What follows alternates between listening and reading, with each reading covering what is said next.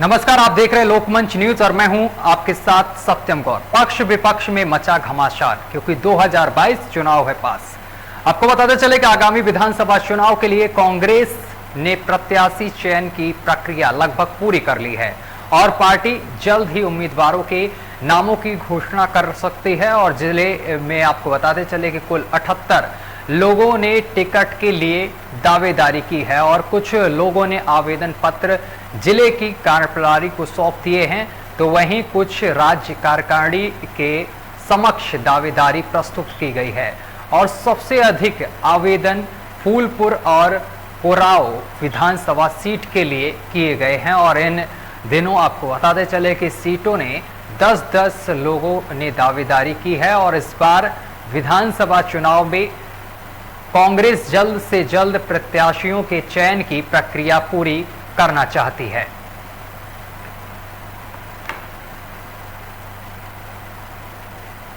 और इसी को लेकर चर्चा करेंगे। आपको बताते चले हमारे साथ अलग अलग पार्टी से हमारे यहां पर जुड़ गए हैं। अपने मेहमानों से आपको परिचय करा दें। हमारे साथ बीजेपी से जुड़ गए हैं देवेंद्र प्रताप सिंह सर, बहुत बहुत स्वागत है आपका लोकमंच न्यूज पर। और समाजवादी पार्टी से हमारे साथ गुलाब जायसवाल जी जुड़ गए हैं। सर, आपका भी बहुत बहुत स्वागत है लोकमंच पर। और कांग्रेस का पक्ष रखने के लिए हमारे साथ सत्येंद्र धर दुबे जुड़ गए हैं। सर, आपका भी बहुत बहुत स्वागत है आपके। सर, 2022 का चुनाव बेहद नजदीक है। पहले सत्येंद्र जी के पास चलेंगे। सर, 2022 का चुनाव बेहद नजदीक है, क्या कुछ रणनीति बनाई जा रही है प्रत्याशियों को लेकर? प्रत्याशियों को लेकर के जी ये रणनीति है कि जो संगठन से जुड़े हैं, संगठन का काम कर रहे हैं और समाज में जो लोग अब तक भ्रष्टाचार किए हैं उनके बारे में जो लोग जो हजात धर्म के नाम से चुनाव जीत के गए हैं और समाज में कोई काम नहीं किया है, बेरोजगारी बढ़ी हुई है, महंगाई बढ़ी हुई है, इन सारे चीजों को लेकर जो प्रत्याशी चल रहे हैं, जो जा रहे हैं, इस आधार पर जो है पार्टी लोगों के काम करने के और उनका पार्टी की के हिसाब से समाज में काम कितना किया है, इस आधार पर पार्टी अपना जो है प्रत्याशियों का चयन करना चाहती है।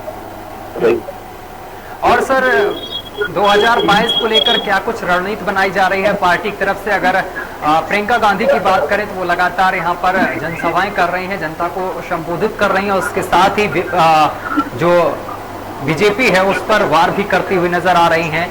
और किसानों को लेकर भी यहाँ पर बहुत अच्छी भूमिका भी निभाई है उन्होंने। जो लखीमपुर खीरी कांड हुआ उसमें सबसे आगे प्रियंका गांधी नजर आई, उनको अरेस्ट भी किया गया। क्या लगता है किसानों का समर्थन इस बार कांग्रेस में? प्रियंका गांधी जी ने किसानों को लेकर के किसानों का जो अन्याय हो रहा है और जिनके साथ सरकार के जो मंत्री हैं उनके लड़के ने जो काम किया लखीमपुर खीरी में, गलत तरीके से किसानों को दमन करने का काम किया, उसको लेकर के प्रियंका जी चिंतित है। किसानों को लेकर के, बेरोजगारी को लेकर के और तमाम समाज में मुद्दे हैं उनको लेकर के लगातार लड़ाई कर रही है। और कांग्रेस का मुद्दा विकास का मुद्दा हम लोगों का है और कांग्रेस पार्टी जो है संवैधानिक तरीके से सरकार जो गलत तरीके से लोगों के साथ अन्याय हो रहा है इसके लिए लड़ रही है प्रियंका जी लगातार। और बीते 25 सालों में सपा, भाजपा और बसपा जो ठगने का काम समाज को किया है, इन सारे चीजों से लेकर के प्रियंका जी संघर्ष कर रहे हैं। ठीक है सर, आपके पास वापस आएंगे। हमारे साथ गुलाब जायसवाल जी बैठे हैं जो सपा का पक्ष रखेंगे। गुलाब जायसवाल जी, अगर पार्टी की बात की जाए तो अखिलेश यादव लगातार जनता के बीच जा रहे हैं, कई तरीके की रैलियां की जा रही हैं और जनता को संबोधित किया जा रहा है और जनता को लुभाने की पूरी कोशिश समाजवादी पार्टी की तरफ से की जा रही है। तो इस बार क्या माना जाए सर, कितनी सीटों पर काबिज होंगे? देखिए, 2022 में कमल नहीं कमाल होगा और सीएम मुलायम का लाल होगा।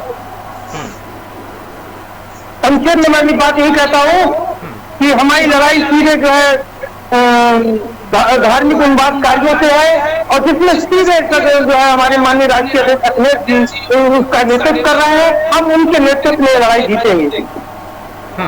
तो क्या कुछ इस बार मुद्दे होंगे आपकी तरफ से? मुद्दा यही है कि हम समझते हैं कि राजनीति में धर्म का स्थान, लेकिन धर्म की राजनीति नहीं होनी चाहिए। हमारा जो पिछड़ा समाज है, हमारा जो दलित समाज है, हमारा जो वंचित समाज है, आज उसको न उचित शिक्षा मिल रही है, न उचित न्याय मिल रहा है, न उचित रोजगार मिल रहा है। कोई आया था माँ गंगा का लाल बनकर, रह गया अडानी अंबानी का दलाल बनकर, और कपड़ों की जहाँ बिके कफन। लोग कहते हैं कि वो मजबूत हाथों में है वतन, देश आज असुरक्षित हाथों में है। कश्मीर में आए दिन जो है आतंकवादी घटनाएं बढ़ी है, दंगे बढ़े हैं।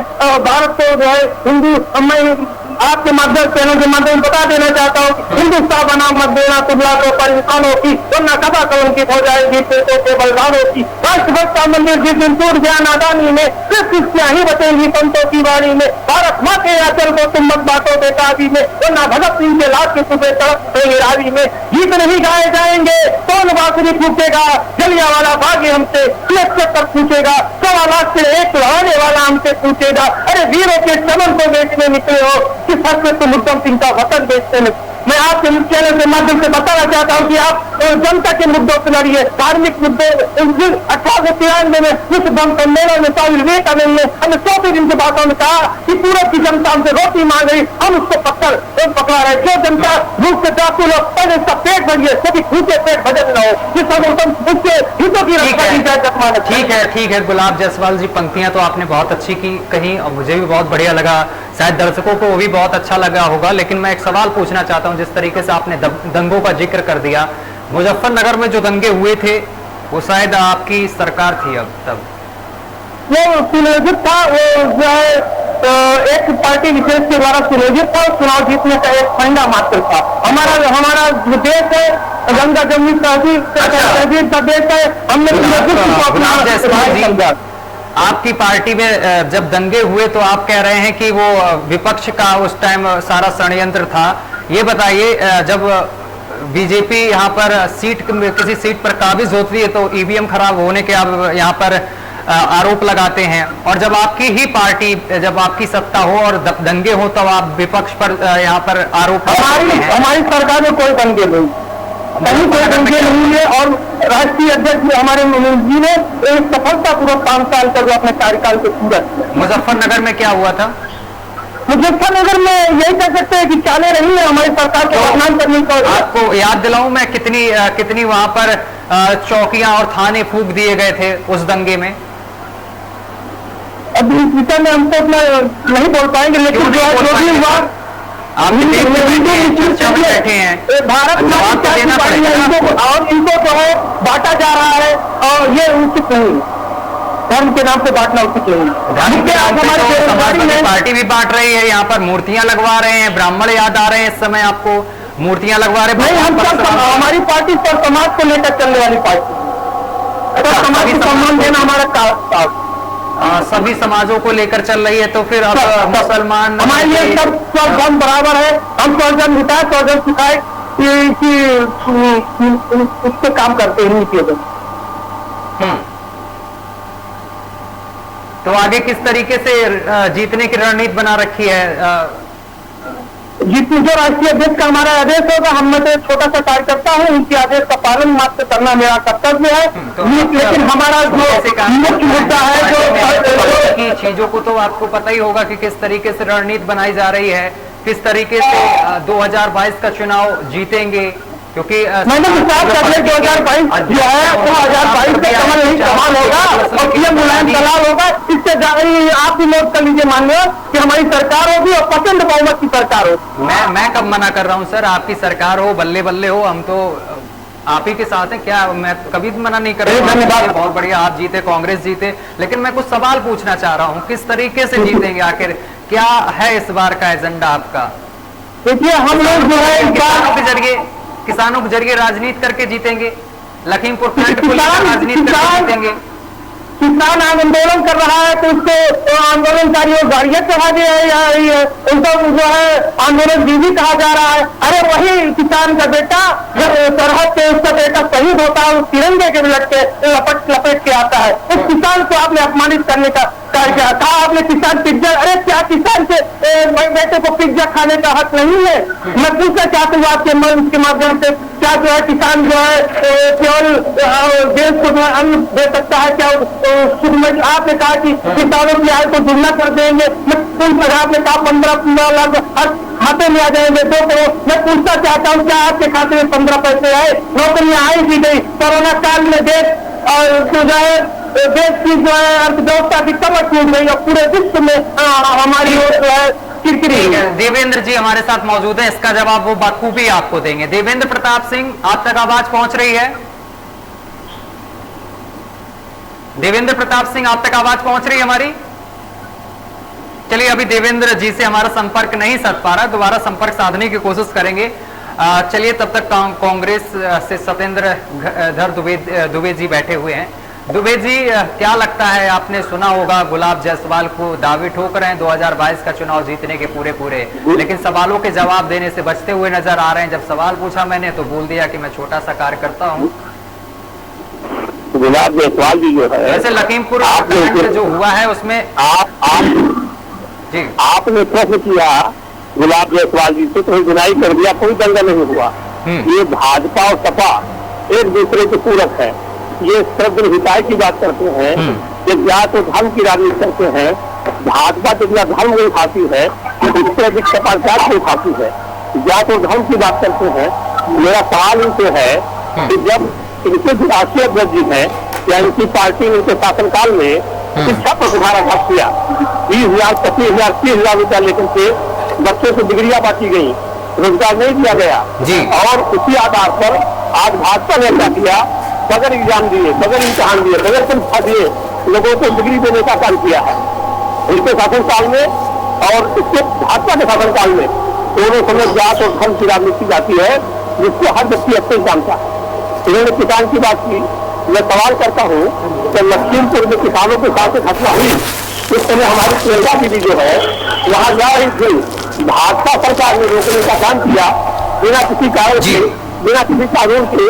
सीतापुर जेल में PSP बटालियन में उनको डिटेंशन किया गया, 3 घंटे को रोका गया। आपके पहले उनके राष्ट्रीय अध्यक्ष कहाँ थे, क्या कर किसानों के लिए कर रहे थे?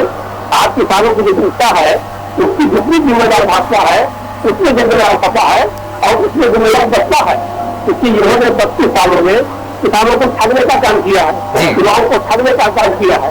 ये कविता पढ़ना तो आसान है, लेकिन आपको धरातल पे आना होगा। आप स्वतंत्रता जनता की बात करते हैं, आपका क्या मुद्दा है? आप शासन में थे तो आपने इस तरह से शिक्षा व्यवस्था बनाने का काम किया, भ्रष्टाचार को किस तरह रोकने का काम किया। हम 32 सालों से सरकार में नहीं है। कांग्रेस पार्टी हमेशा जात धर्म की बात नहीं करती है, विकास की बात करती है। आज पूरे समाज में, पूरे देश में सच और झूठ की लड़ाई चल रही है। प्रियंका जी सबके साथ खड़ी है और जिसका नमूना हमने राज्य में प्रियंका दीदी ने एक रैली करके और ठीक है नेता कांग्रेस एक सवाल का जवाब दे दीजिए आप। एक सेकंड सत्येंद्र जी बस वापस आते हैं आपके पास। एक सेकंड सर, छोटा सा एक सवाल है, उसका जवाब दे दीजिए, इसके बाद सीधे बीजेपी नेता का रुख करेंगे। सर, आप लगातार बात कर रहे हैं रोजगार से लेकर कई चीजों को लेकर, अभी मैंने आपको सुना, और साथ ही सुरक्षा को लेकर बड़े बड़े दावे कर रहे हैं। जिस तरीके से आपने आरोप लगाया बीजेपी के ऊपर कि वो सुरक्षा को लेकर पीछे हटती हुई नजर आई, लखीमपुर कांड हो गया, इसके साथ गोरखपुर में भी कांड हुआ, चलिए ठीक है, लेकिन राजस्थान में अभी एक दलित महिला की हत्या और दुष्कर्म की घटना भी सामने निकल कर आई थी अभी हाल ही में, उसमें क्या कुछ आपने कार्रवाई की? आखिर वहां पर क्राइम क्यों नहीं रोक पा रहे हैं? वहां पर कांग्रेस ही तो है। देखिए, समाज में कोई भी सरकार हो, कुछ क्राइम ऐसे होते एकदम कंट्रोल नहीं होता है। तो वही चीज यहाँ पे लागू होती है, वही चीज यहाँ पे भी लागू हो सकती है ना उत्तर प्रदेश में। देखिए, हर चीज में राजनीति होना मुझे लगता है सही नहीं लगता है। हर केस में राजनीति हो, जैसे कि लखीमपुर कांड जहाँ पर किसानों की हत्या हुई है, उस केस में राजनीति ना हो। आप 2022 के चुनाव को जीतने के लिए किसानों को मोहरा ना बनाएं। अगर किसानों के प्रति इतनी ही संवेदना है तो उनकी मदद करिए। इस पर जाके राजनीति करना मुझे नहीं लगता कि सही चीज है कि राजनीति की जाए। किसान वो है जो हम सबका पेट भरता है, दिन रात मेहनत करता है खेतों पर। सर, कांग्रेस पार्टी ने राजनीति करने का काम नहीं किया है, किसानों के साथ हमेशा खड़ी थी। कांग्रेस पार्टी लगातार चुनाव की बात छोड़िए, चुनाव से पहले लगातार 2 वर्षों से 4 वर्षों से प्रियंका दीदी समाज में लेकर के हर जगह आवाज, चाहे हाथरस की घटना नहीं हो, कहीं भी कोई घटना हो। अब जैसे आप कह रहे हैं, इसकी तुलना जो लखीमपुर खीरी में किसानों के साथ किया गया, अरे चलिए सर इधर सुनिए, लखीमपुर खीरी आप इतना बता रहे, लखीमपुर खीरी में जब कांड हुआ तो पंजाब के सीएम और छत्तीसगढ़ के सीएम दौड़े चले आए, लेकिन जब राजस्थान में एक दलित के साथ मारपीट कर हत्या की गई, दुष्कर्म का मामला, कई तरीके के मामले सामने निकल कर आए, वहां कौन सा सीएम पहुंचा, वहां पे किसने शोक संवेदना व्यक्त की जाके, कोई कांग्रेस का नेता गया? आपके ही गढ़ में ऐसा कांड हुआ? यहाँ इसलिए आए, मैं बताता हूं, यहाँ इसलिए आए उत्तर प्रदेश में क्योंकि उत्तर प्रदेश में 2022 का विधानसभा चुनाव है। चुनाव में राजनीतिक रोटियां सेकने का काम हो जाएगा इसी बहाने। अरे अगर किसी मजलूम के साथ खड़ा होगा, किसान के साथ खड़ा होगा, नहीं मैं देखिए मना नहीं कर रहा हूं, आप किसानों के साथ खड़े हो, लेकिन राजनीति ना हो ना। अगर इतना ही, अगर कांग्रेस को इतना ही चिंता है, इतनी ही चिंता है किसानों की, दलितों की, तो अपने जहां पर आपकी सरकार है वहां क्यों नहीं देख रहे हैं? वहां भी दलित रहते हैं, किसान भी रहते हैं, वहां पर कितना कुछ हो रहा है, मैं आपको बता रहा हूं। छत्तीसगढ़ में किसानों का जो हमने गल्ला खरीदने का काम किया है, तो 25 रुपया जो है 2500 क्विंटल के हिसाब से धान की खरीदारी वहां की गई है। ठीक है बच्चा, ये छत्तीसगढ़ की बात है। अब सवाल आप कर रहे हैं छत्तीसगढ़ की, मैं बात करता हूँ छत्तीसगढ़ की, आप सही से बात नहीं कर पाएंगे और इसके बाद बीजेपी नेता से सवाल जवाब भी लूंगा, लेकिन छत्तीसगढ़ की बात मैं बताता हूँ। अगर आप पंजाब सरकार ने और 50 लाख रुपया छत्तीसगढ़ सरकार ने किसान में कम किया, छत्तीसगढ़ का मैं बताता हूँ। छत्तीसगढ़ में जब लोग कोरोना काल में लोगों को दवाइयों की जरूरत थी, जब लोगों को हॉस्पिटल की जरूरत थी, ऑक्सीजन की जरूरत थी, तब छत्तीसगढ़ में ये किया गया था, कांग्रेस ने मीटिंग की कि युवा लोगों तक शराब कैसे मुहैया कराई जाए, ऑनलाइन घर तक पहुंचाई गई शराब। अरे आप अगर इतनी आपको चिंता थी तो लोगों के लिए ये सोचते कि दवाइयां कैसे पहुंचाई जाए, रेमडेसिविर इंजेक्शन की जो जरूरत थी वो कैसे लोगों तक पहुंचाया जाए।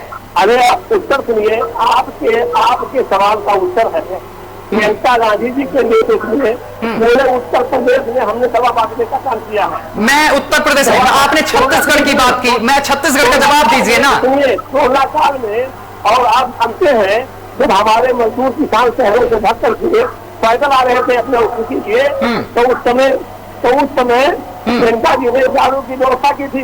अरे उत्तर प्रदेश बॉर्डर पर, मैं मानता हूं सर, उत्तर प्रदेश बॉर्डर में कांग्रेस ने किया, उत्तर प्रदेश में किया। मैं छत्तीसगढ़ से आपसे सवाल का जवाब लेना चाह रहा हूं। छत्तीसगढ़ की आपने बात छेड़ दी तो मैं छत्तीसगढ़ से भी सवाल करूंगा ना। आपकी सरकार वहां पर भी है, आपने तो वहां पे शराब बांटने का काम किया। जब लोगों को दवाइयां चाहिए थी, जब लोग रो रहे थे, बिलक रहे थे लोग मजदूर यहाँ पर, तब आपने शराब बांटने का काम किया। आपने क्या किया कि कैसे किया जाए कि छत्तीसगढ़ के लोगों को शराब मिल सके समय से, ऑनलाइन ऐप बनाया जाए। आपने करा कि नहीं करा?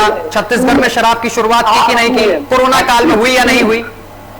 ये एक फर्जी आरोप है। शराब बांटने का कहीं काम नहीं किया छत्तीसगढ़ में। छत्तीसगढ़ में जो है, छत्तीसगढ़ में कांग्रेस ने कर्ज माफ करने का काम किया है। किसानों के साथ खड़ा होकर के उनका जो गल्ला था उसको उचित मूल्य पर, अधिकतम मूल्य पर खरीद। शराब वाली बात को आप स्वीकार नहीं कर रहे हैं? मैं उत्तर प्रदेश के बारे में बता दूं। उत्तर प्रदेश के बारे में आप बता रहे हैं, मैं आपको राजस्थान और छत्तीसगढ़ के बारे में बता रहा हूँ बखूबी, और पंजाब के बारे में भी बता सकता हूँ। किसानों के गन्ने का मूल्य बीते 5 सालों में बताइए कितना रुपया बढ़ा दिया? ठीक है, जवाब ले लेते।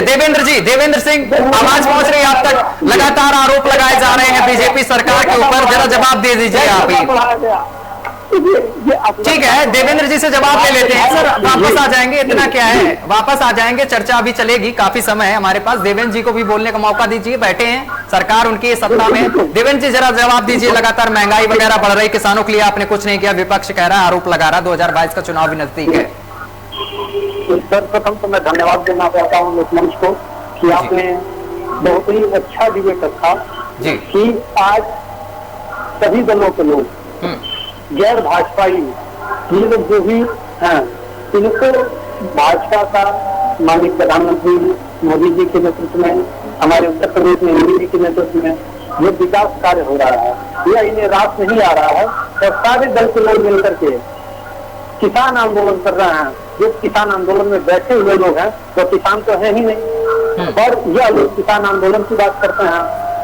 और मैं आपको बताना चाहता हूँ, ये कहते हैं कि मैं किसान विरोधी हूँ, भाजपा किसान विरोधी, ये लोग घूम घूम के बताते हैं। इनके बताने से बिल्कुल बता देंगे सदन जी, पहले बात पूरी हो जाने दीजिए।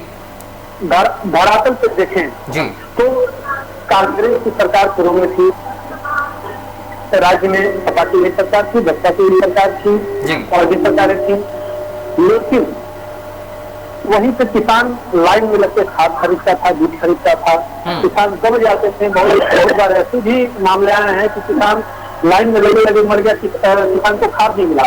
आज आप बताइए, हम अपने कांग्रेस के साथी, सपा के साथी उन लोगों से मैं पूछना चाहता हूँ कि आज बताइए कहीं ऐसा होता है, कहीं खाद की कालाबाजारी हो रही है? खाद पूरा का पूरा मिल रहा है, कहीं भी किसी तरह की कोई कालाबाजारी नहीं हो रही है। जो कृषि कानून का ये बता रहे हैं कि विरोध कर रहे हैं, या कृषि कानून का विरोध नहीं कर रहा है, ठीक है सदन जी, बस आते हैं लाई है। ये कृषि कानून जो भाजपा में लाई है, इससे कुछ लोगों की दलाली बंद हो रही है। ये उस दलाली का के लिए विरोध कर रहे हैं, ना कि कृषि कानून के लिए विरोध कर रहे हैं। ये किसान के हितैषी है ही नहीं, ये हो ही नहीं सकते हैं। भारतीय जनता पार्टी एकमात्र ऐसी पार्टी है कि जो किसानों का समर्थन करती है, किसानों का साथ, जो सबका साथ सबका विश्वास में विश्वास रखती है, जो राष्ट्रवाद में विश्वास रखती है। और धर्म की अब बात करते हैं, अभी हम अपने कांग्रेस के पार्टी को समझते हैं कि लगता है कि सपा की बात कर रहे थे, भाजपा की बात कर रहे थे, उनसे कह रहे थे कि एक जात की बात कर रहे हैं, और भाजपा को कह रहे थे ये धर्म की राजनीति करते हैं। तो ये धर्म की जब बात कर रहे थे, तो यही लोग थे, यही हमारे कांग्रेस के साथी, सपा के साथी थे, जो बार बार मंदिर को लेकर सवाल उठाते थे कि मंदिर कब बनेगा, मंदिर कब बनेगा, यही कहते थे कि। और हम, हमारी भारतीय जनता पार्टी माननीय सर्वोच्च न्यायालय के का इंतजार कर रही, सत्ता में आए, फैसला हुआ, कहीं किसी तरह का आंदोलन नहीं हुआ। क्यों नहीं हुआ? यहाँ के उत्तर प्रदेश में योगी जी हैं, जैसे अन्य दल के लोग नहीं हैं, योगी जी हैं, अनुशासित तरीके से सब कुछ शांति व्यवस्था बना करके मंदिर का निर्माण हो रहा है। सत्येंद्र जी से जवाब ले लेते हैं। हमारे कांग्रेस के साथी मैं निवेदन भी उनसे करूंगा कि मंदिर का निर्माण हो जाए, मंदिर का प्रभु श्री राम के भव्य मंदिर पे जाए, उनसे आशीर्वाद मिले कि हो सकता है आगे भी कुछ उनके लिए हो सके। इसके लिए तो संभव नहीं है कि भारतीय जनता पार्टी जब तक है, माननीय योगी जी जब तक हैं, तब तक यहाँ पे सबका साथ सबका विश्वास होगा। तो दुबे जी, ठीक है, दुबे जी से जवाब ले लेते हैं। ठीक है दुबे जी, जवाब मिल गया, आपको संतुष्ट है? देखिए, मैं पहला जवाब अपने साथी का दूंगा। जो आपने भ्रष्टाचार, काला बाजारी की बात किया, काला बाजारी आपको जानकारी होगी कि इन्होंने ट्रकों में जो गल्ले धान खरीदा गया सीतापुरी में, इसमें जो स्पीकर का नंबर था, ट्रक का जो है उसका कई बार एक ही दिन में कई टन गल्ले जो है दिखाया गया, कई टन गल्ला इधर किया गया, ट्रांसपोर्ट की गई। भ्रष्टाचार, आपने खाद की बात किया, खाद का बोरी 50 किलो का था, उसको कम करके 45 किलो करने का काम उन्होंने किया। ठीक है, आज जो है ये उसके बाद जानवर नहीं करते हैं, किसान दिन भर खेतों में काम करता है और रात में खेतों में जाकर उसकी रखवाली करता है, उसके बाद जानवर खेतों में घुस करके और पूरा फसल खराब कर रहे हैं, उसकी व्यवस्था नहीं कर रहे हैं। इन्होंने गौशाला के नाम पे घोटाला करने का काम किया। सर 500 करोड़ दिया गया है सर, गौशालाओं के लिए सरकार ने 500 करोड़ इन्वेस्ट किया है। गोरखपुर में एक व्यापारी की हत्या की गई, जिनकी सुरक्षा की बात जो है, नहीं, उसका जवाब मैंने आपको दे दिया ना, गायों को लेके जो आपने बोला, वो उसका जवाब तो मैंने दे दिया आपको, बाखूबी शायद समझ में आ गया होगा। 500 करोड़ दिया गया सरकार की तरफ से। क्या कह रहे हैं? 500 करोड़ दिया गया है सरकार की तरफ से गौशाला के लिए। 500 करोड़ गौशाला में जाकर के गायों की दशा देखिए, मैं वही कह रहा हूँ, करोड़ को दिया गया, मगर उसकी व्यवस्था में की गई, गायें मर रही है, उनको जो है उनको चारा नहीं मिल रहा है, पानी नहीं मिल रहा है, इसलिए इसका निरीक्षण कौन करेगा? सर बता दीजिए कौन सी गौशाला में गाय मर रही, तो फिर हमारे बीजेपी के जो बैठे हुए नेता तो वो उस पर संज्ञान लेंगे। जरा बताइए एक बार, कौन सी ऐसी जगह है जहां पर गाय मर रही हैं, जहां पर चारा नहीं मिल रहा? बताइए, लोकमंच के माध्यम से दर्शक भी सुनेंगे और हमारे बीजेपी के नेता बैठे उस पर कार्रवाई भी करेंगे। गोविंदा जी बीजेपी में मानते हैं, गोविंदा जी ने हमारे विधानसभा रानीपुर में गौशाला है, वहाँ गायों को चारा नहीं मिल रहा, ये इनकी व्यवस्था देखने की है। ठीक है, अब जहाँ सवाल किसानों की हित की बात, आपने सवाल का उत्तर नहीं दिया कि जैसे गन्ने का मूल्य नहीं बढ़ना चाहिए, अगर डीजल का दाम बढ़ गया, खाद का दाम बढ़ गया, खाद्य पदार्थों का दाम बढ़ गया, एजुकेशन करप्ट हो गया, इससे इनके पास उत्तर नहीं है। ये बात धर्म की करते हैं, मैं बता दूं, मंदिर निर्माण की बात करते हैं। मंदिर निर्माण कराने का काम, मंदिर निर्माण कराने का काम न्यायालय में संबित था। ठीक है दुबे जी, देने का न्यायालय, डिसीजन देने का काम न्यायालय ने किया है। ठीक है सर दुबे जी, हमारा किसी कुल न्यायालय द्वारा जब आदेश पारित किया गया है, उसका हर वर्ग, हर व्यक्ति उसका जो है बाकायदा स्वागत कर रहा है। ये पुनः जो है मंदिर के मुद्दे को भड़काने का काम करना चाहते हैं। आज सवाल किसानों का है, सर ठीक है, का है, ठीक है, आज सवाल मजदूरों का है, आज सवाल जो है, आज सवाल सुरक्षा का है। आज बहन बेटियों के साथ लगातार सत्येंद्र जी सुनिए, ठीक है, समय कम है सर, समय कम है। सत्येंद्र जी मेरा ये कहना है कि 2022 का जो चुनाव है, क्या पागल है कि ये राजनीति करने का मौका दे रहे हैं। अगर किसानों के साथ, अगर किसानों के चलने का काम किया गया तो क्यों नहीं उन्होंने गृह मंत्री से सीखा लिया? सर ठीक है, उनके बेटे को क्यों जेल भेजा? ये कौन कर रहा है? कौन सा कानून है? जनता जी को किस तरह से 30 घंटे रोकने का काम किया गया? कौन है आपका साथ? अगर कोई व्यक्ति किसी ज्यादा संवेदना व्यक्त करने उसका राजनीति कर रहे हैं। अगर अगर अगर कुल अगर देश के साथ खड़ा होना, समाज के साथ खड़ा होना राजनीति है, तो कांग्रेस ऐसे राजनीति को करेगी, समाज के लड़ेगी। अरे सर मैं ये कह रहा हूं सर, आप खड़े हो, मैं कब मना किया मैंने, आप खड़े हो किसानों का साथ दो, बहुत अच्छी बात है। लेकिन जो राजस्थान में हो रहा, मैं तो आईना दिखा रहा हूं कि राजस्थान में भी लोग परेशान है, वहां भी जाइए, खड़े होइए। राजस्थान में आप पार्टी देखिए, मायावती ने ट्वीट किया था सर, अभी 4 दिन पहले मायावती ने ट्वीट किया था इस मामले को लेकर। वहाँ कितने किसानों को चला गया, हमने वहाँ गल्ला करने का काम किया है, सबसे अधिकतम मूल्य पर हमने कर्ज माफ किया है, कर्ज माफ करने का काम किया है। राजनीति जो है, राजनीति नहीं करते हैं, काम करके धरातल पर काम करने का काम करते हैं। अगर सर काम ही किया था तो फिर उत्तर प्रदेश की जनता ने आपको नकार क्यों देती है हर बार है? अगर काम ही किया था उत्तर प्रदेश की जनता को आपने बढ़िया प्रश्न किया। उत्तर प्रदेश की जनता को 15 लाख रुपया देने का लालच दिया गया था। आज किसानों की आय दोगुनी करने की बात की गई थी, युवाओं को रोजगार देने का बात किया गया था। क्या तो धर्म के नाम पर समाज को बांटने का काम किया गया, जनता को ठगने का काम किया गया, जनता को धर्म के नाम पर लगाने का काम किया गया।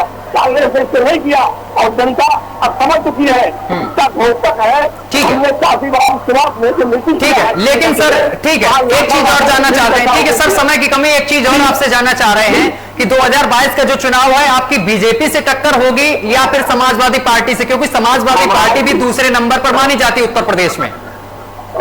कांग्रेस पार्टी विकास के मुद्दे को लेकर रहेगी और बीजेपी सपा बसपा तीनों से किसी में टक्कर नहीं, हम सबसे आगे हैं। और 2022 में किसानों जवानों को लेकर के हम सरकार, ठीक है जायसवाल जी से जवाब ले लेते हैं। जायसवाल जी 2022 के चुनाव को लेकर कांग्रेस ने कह दिया है कि हम समाजवादी पार्टी को कुछ नहीं समझते एक तरीके से और हम सबसे आगे। मैं समझता हूँ कि कांग्रेस को आज मंथन की जरूरत है, वो कहाँ थे और कहाँ चले गए। उनको पहले आज मंथन करेंगे कि कहाँ थे कहाँ चले गए। इस 150 साल के इतिहास में कांग्रेस की कुछ कभी नहीं। मैं इस मंत्र के माध्यम से पूछना चाहता हूँ, क्या इस बात से सहमत है? नहीं सहमत है। कांग्रेस को आज मंथन की जरूरत है और हमारी सपा से अगर कोई लड़ा है तो बीजेपी दूसरे नंबर की पार्टी से। कांग्रेस को 2022 छोड़ देना चाहिए, उसको अपना 2027 देखना चाहिए। जी जवाब दीजिए सत्येंद्र जी। कांग्रेस पार्टी में ये 150 साल की बात कर रहे हैं। कांग्रेस पार्टी शासन सत्ता में थी तो कांग्रेस पार्टी ने 3 दिनों की स्थापना किया। आजादी के बाद कांग्रेस पार्टी सत्ता में आई तो डीआरडीओ की स्थापना किया, एम्स की स्थापना किया, IIT खोला, जवाहर विद्यालय देने का काम किया, शिक्षा का अधिकार, खाद्यान्न का अधिकार, ठीक है, मनरेगा, तमाम ऐसी चीजें हैं जो कांग्रेस में, इंदिरा आवास, प्रधानमंत्री। ठीक है सर, समय की कमी है। एक बार बीजेपी नेता से जवाब ले लेते हैं, उनसे भी जानने की कोशिश करते हैं कि 2022 चुनाव को लेकर क्या कुछ रणनीति है। देवेंद्र जी, ठीक है देवेंद्र जी, आवाज पहुंच रही है आप तक? जी देवेंद्र जी, 2022 चुनाव को लेकर आपकी क्या कुछ रणनीति है, इस बार क्या कुछ मुद्दे रहेंगे? आधार पर धर्म के आधार पर भारतीय जनता पार्टी विकास में है, किसी भी लगाने और लड़ने सत्येंद्र जी वापस आएंगे आपके पास। जी बताइए सर देवेंद्र जी। जो हमारे अभी कांग्रेस के साथी हैं और सपा के साथी हैं, मैं बताना चाहता हूँ, जो समाजवादी पार्टी उत्तर प्रदेश में समाजवाद की बात करती है, ये समाजवाद में ये सिर्फ और सिर्फ जातिवाद की पर्याय पूरे उत्तर प्रदेश में बन चुकी है। और उसी तरह हमारी कांग्रेस की पार्टी सिर्फ परिवारवाद की फिर पर्याय बनकर रह चुकी है। और मैं बताना भी चाहता हूँ, जैसे आपने बताया था कि भी डीजल बढ़ गया, पेट्रोल बढ़ गया और किसानों का ये नहीं बढ़ा, मैं बता दूं उससे 2013-14 में उनकी सरकार थी, गेहूं का रेट जो 1400 रुपया था, आज हमारे भारतीय जनता पार्टी के आदरणीय मोदी जी, आदरणीय योगी जी के नेतृत्व में जो सरकार है चल रही है, 2020-21 में अभी उसी गेहूं का दाम 1975 रुपए है, लगभग 41% की बढ़ोतरी है।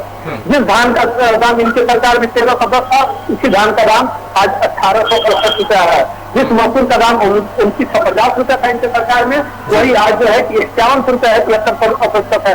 आप क्यों नहीं बढ़ाते थे? आप सरकार में थे, पूर्व में सरकार में थे। आज ऐसे काम नहीं चलेगा। आप आइए, कांग्रेस के साथी हैं, सपा के साथी हैं, आप घर घर जाइए, आपने बताइए कि आपने क्या विकास किया पूरे उत्तर प्रदेश में, आपने क्या किया है। आप बात करते हैं भ्रष्टाचार की, तो भ्रष्टाचार का अगर कोई पर्याय है तो पूरी तरीके से समाजवादी पार्टी और कांग्रेस की पार्टी है। अभी आपने बता रहा था कि हम अपने सपा के साथी को सुन रहे थे, आपने बोला कि सपा के साथी हमारे बोल रहे थे कि समाजवादी पार्टी 1 नंबर की पार्टी है और 2 नंबर की पार्टी अलग लड़ रही है, बीजेपी लड़ रही है। अरे आप आइए भैया ना, आप धरातल पे आइए, आप चलिए, घर घर चलिए और आप बताइए आपने क्या विकास किया है। ठीक है, विकास ठीक है, जल्दी से जवाब दीजिए सत्येंद्र जी, समय की कमी है, जल्दी से। जी, जो ये बता रहे हैं, इनका जो पहला है भाजपा का, ये स्वयं बता रहे हैं सपा को कि जात की राजनीति चलती है, ये जात और धर्म की राजनीति चलते हैं। 25 सालों से इन्हीं सबकी सरकार यहाँ है उत्तर प्रदेश में। हमारा मुद्दे का जवाब नहीं दे रहे हैं। इन्होंने गन्ने का दाम क्यों नहीं बढ़ाया 7 साल में? ये धान की बात करते हैं, केंद्र में सरकार थी 2014 की बात करते हैं, उस समय 1300 की बात करते हैं। अब सवाल उठता है, क्या इन 7 सालों में महंगाई इतनी बड़ी कि 1300 कुंटल का 1800 कुंटल लिया जाए? 2500 रुपया कुंटल धान की खरीदारी हम कर रहे हैं। 2500 रुपया कुंटल धान की खरीदारी जो है हमारी सरकार चलने वाला साल में कर रही है। ठीक है, इनको जानना चाहिए। अगर एक कंपन करते हैं, इनसे सवाल मैं करता हूँ, शिक्षा पे तो नहीं बोलते हैं, कितना रोजगार देने का काम किया? ये धरातल की बात करते हैं, गन्ने के खेत में, ठीक है सर, के खेत में फसलों को जानवर चल रहे हैं, उसकी क्या व्यवस्था ने किया? ठीक है सर, क्षमा चाहता हूँ, समय की कमी है, इस वजह से चाहता हूँ चर्चा करना पड़ रहा है क्योंकि समय की कमी है। और फिलहाल आपको बताते चले कि 2022 का जो चुनाव है उसको लेकर घमासान छिड़ा हुआ है। पक्ष विपक्ष आपस में झगड़ते हुए नजर आ रहे हैं, आरोप लगाते हुए नजर आ रहे हैं। महंगाई को लेकर सरकार को घेरा जा रहा है, कई मुद्दे ऐसे हैं, बेरोजगारी को लेकर भी सरकार को घेरा जा रहा है। लेकिन उत्तर प्रदेश की जनता का क्या कुछ रुख है, वो 2022 के चुनाव के जो परिणाम आएंगे उनसे ही पता चल पाएगा कि किसके सर ताज सजेगा। फिलहाल मेरे साथ अभी के लिए बस इतना ही। देश दुनिया की तमाम खबरें देखने के लिए देखते रहिए लोकमंच न्यूज।